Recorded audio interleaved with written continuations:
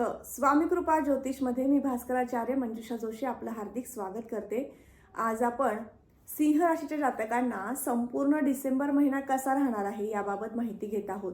माहितीला सुरुवात करण्यापूर्वी सांगू इच्छिते, आजचा हा महत्त्वपूर्ण व्हिडिओ आहे तो तुम्ही सुरुवातीपासून शेवटपर्यंत श्रवण करावा, पाहावा आणि आवडल्यास नक्कीच व्हिडिओला लाईक आणि शेअर करायला विसरू नका।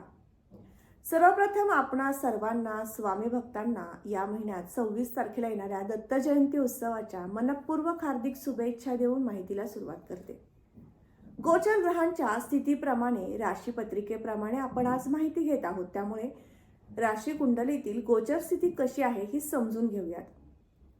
कन्या राशीमध्ये केतू, तुळ राशीमध्ये शुक्र, वृश्चिक राशीमध्ये रवी मंगळ, धनु राशीमध्ये बुध, कुंभ राशीमध्ये शनी, मीन राशीमध्ये राहू आणि मेष राशीमध्ये गुरु, अशा प्रकारे गोचर स्थिती आपल्याला लाभलेली आहे।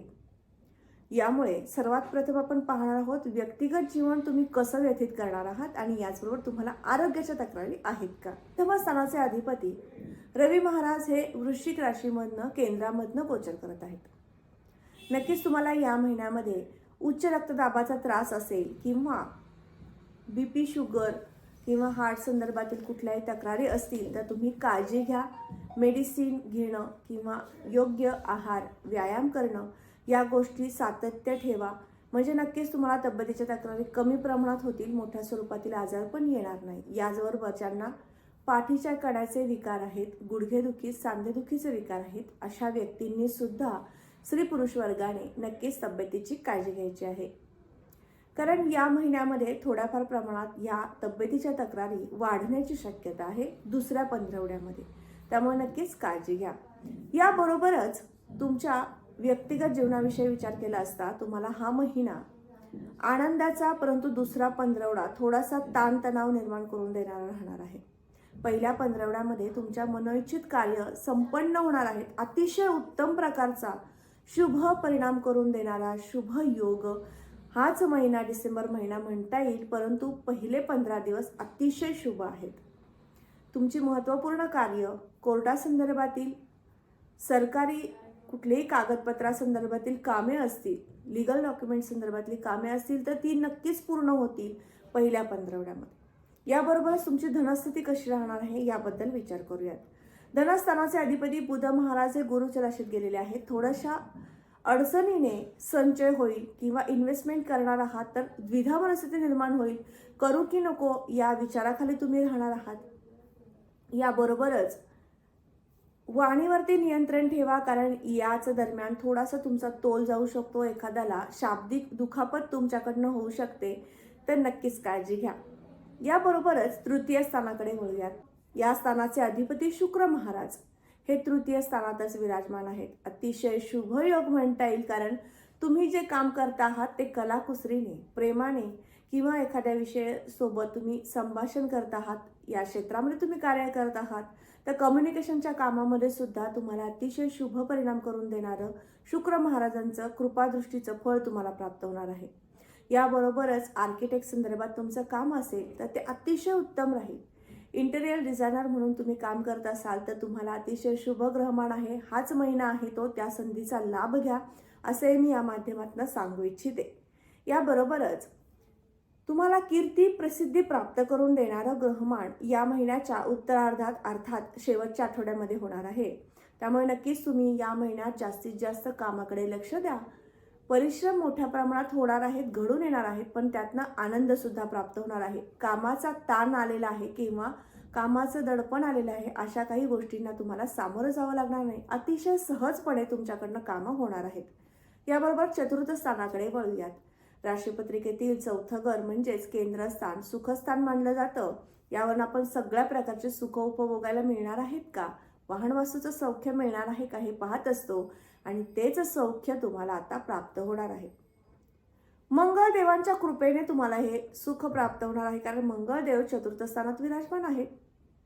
शुभ परिणाम करून देणारं, बळ प्राप्त करून देणारं किंवा धाडसी वृत्ती प्राप्त करून देणारं सुख तुम्हाला मिळणार आहे। आईसोबत काही वाद संघर्ष होते किंवा काही दिवसांपासून त्यांच्यासोबत राहत नव्हतात, तुम्ही लांब राहत होतात, तर नक्कीच या महिन्यात तुमची भेट होणार आहे. त्यांच्यासोबत जास्तीत जास्त वेळ व्यतीत करणार आहात असेही शुभ संकेत तुम्हाला प्राप्त होतील.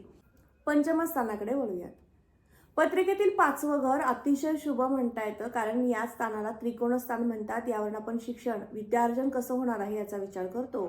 1ली ते 10वी पर्यंत विद्यार्जन करणाऱ्या विद्यार्थी वर्गाला अतिशय शुभ म्हणता येईल.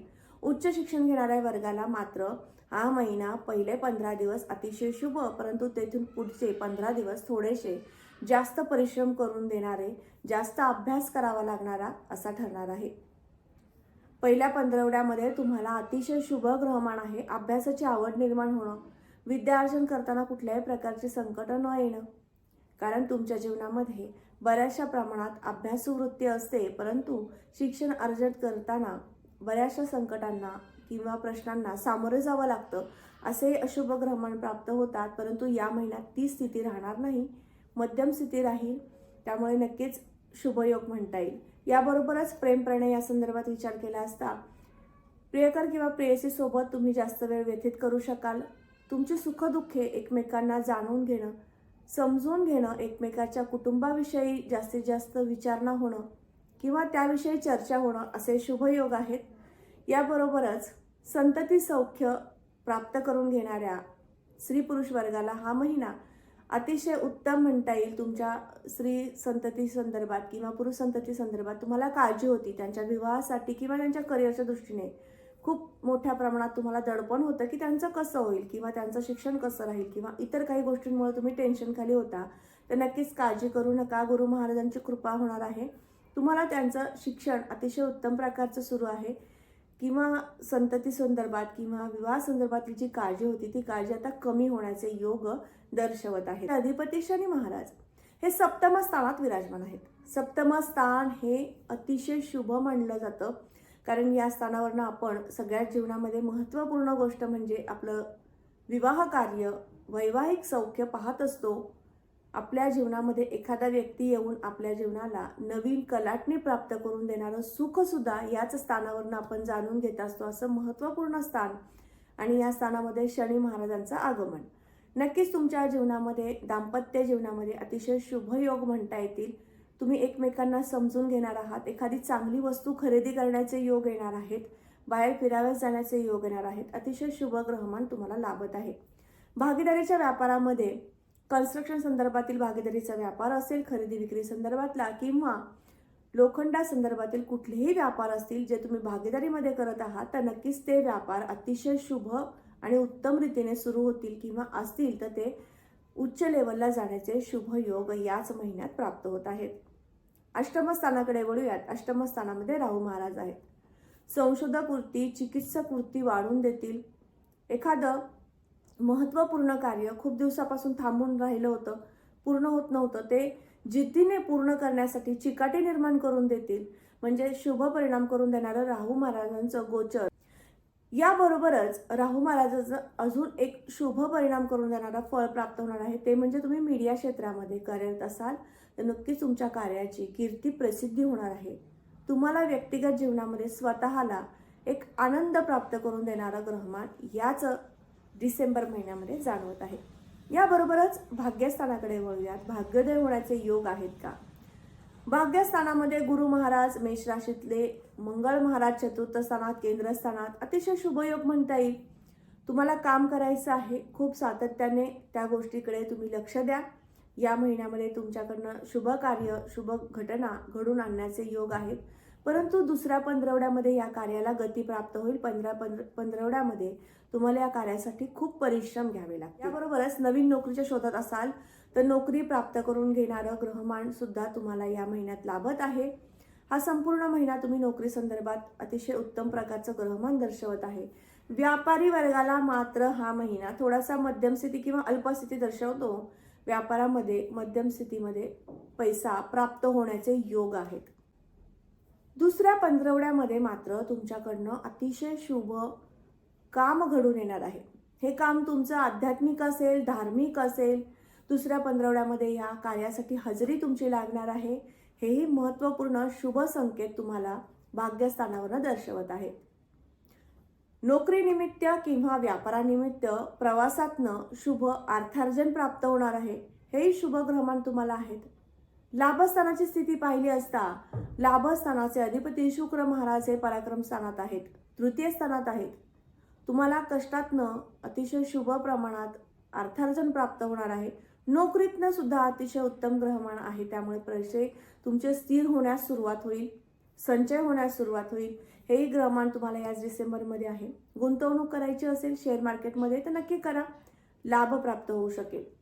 खर्चाच्या दृष्टीने विचार केला असता हा महिना मध्यम स्थितीमध्ये खर्च होण्याचे योग आहे. फार मोठ्या प्रमाणात खर्च होणार नाहीत. आध्यात्मिक कार्यासाठी, धार्मिक कार्यासाठी, शुभ कार्यासाठी तुमच्याकडनं पैसा खर्च होऊ शकतो. त्यामध्ये जाण्याचे योग आहेत, त्यामुळे प्रवासासाठी खर्च होऊ शकतो. नक्कीच या व्यतिरिक्त मोठ्या स्वरूपातील खर्च आढळून येत नाहीत. आता आपण संपूर्ण महिना कसं जाणार आहे, म्हणजेच व्यक्तिगत जीवनापासून खर्चाचा प्रवास सगळा पाहिला. आता आपण पाहणार आहोत उपासना, कारण उपासनेची जोड दिली तर खर्चावर नियंत्रण राहील, शुभ कार्यासाठी जास्तीत जास्त पैसा खर्च होईल, अशुभ कार्य तुमच्याकडनं घडून येणार नाही. यासाठी रामरक्षा वाचन करायचं आहे. संपूर्ण महिनाभर रामरक्षा वाचन करणं, बुधवारी आणि शुक्रवारी रामाचं दर्शन घेणं अतिशय लाभदायक ठरणार आहे. तर आज आपण संपूर्ण महिना कसा राहणार आहे याची माहिती घेतली. तर आजचा हा महत्त्वपूर्ण व्हिडिओ तुम्हाला कसा वाटला नक्की कमेंट करून सांगा. कमेंटमध्ये श्री स्वामी समर्थ किंवा श्री गुरुदेव दत्त लिहिण्यास विसरू नका. याचबरोबर तुम्ही आपल्या चॅनलवर नवीन असाल तर सबस्क्राईब करायला विसरू नका. बेल आयकॉनला क्लिक करा. याचबरोबर तुमच्या जन्मलग्न पत्रिकेप्रमाणे तुम्हाला दैनंदिन जीवनशैली व्यतीत करताना काही अडचणी असेल, समस्या असतील, विवाह योग, वास्तुयोग किंवा व्यापार सर्व्हिस योग कसा आहे या संदर्भातली माहिती जाणून घ्यायची आहे, यातल्या अडचणी सोडवायच्या असतील तर नक्की तुम्ही मला संपर्क करू शकता. माझा संपर्क क्रमांक मी या व्हिडिओच्या डिस्क्रिप्शन बॉक्समध्ये तसेच स्क्रीनवर सुद्धा शेअर करत आहे.